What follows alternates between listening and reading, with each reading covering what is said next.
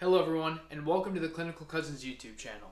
Today we're going to go over ion channels. Now, ion channels are like highways for our electrolyte cars. Only special cars can travel on these highways. For example, if we had a negative protein highway, it would only allow cation cars.